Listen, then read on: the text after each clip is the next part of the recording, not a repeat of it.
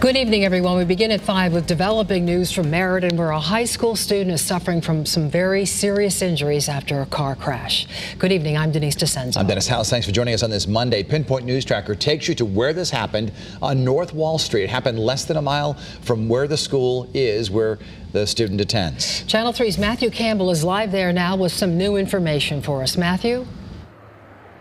Well, Denise and Dennis, we spoke with the homeowners here who are unfortunately eyewitnesses to the aftermath here. And you can see that this crash, it took out their mailbox here, but it was the sight of this teenage victim just sprawled out in their lawn that they're never going to forget.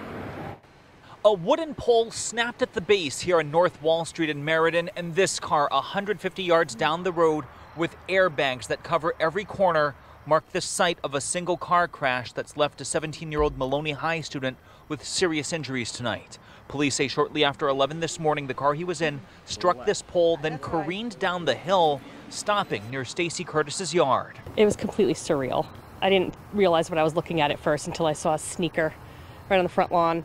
Curtis is a nurse and at first glance knew this was bad. We didn't really move him. We just kind of talked to him and just said, you know, help is on the way and you're going to be okay. We were just trying to make sure that the emergency vehicles knew where we were. Lifestar landed at this neighboring park and flew the victim to a trauma center. The two others in the SUV were taken to the hospital for minor injuries. Police say the teen who was in the back seat was not wearing a seatbelt. It's awful. My kids walk home from school up there. Like, this could have been my child that got hit as a pedestrian.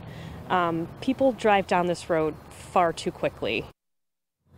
Now, this is a live look at the hill here. Police continue to investigate and the cause of this crash. They are going to be looking at speed as they investigate as well. And you can see this is a residential area. And you heard Mrs. Curtis talk about how this could have been her child. Well, she does say that a family was nearly struck in this crash. We're going to get into that tonight at 6, as well as hear from those at the high school. For now, that's the latest live here in Meriden. Matthew Campbell, Channel 3 News.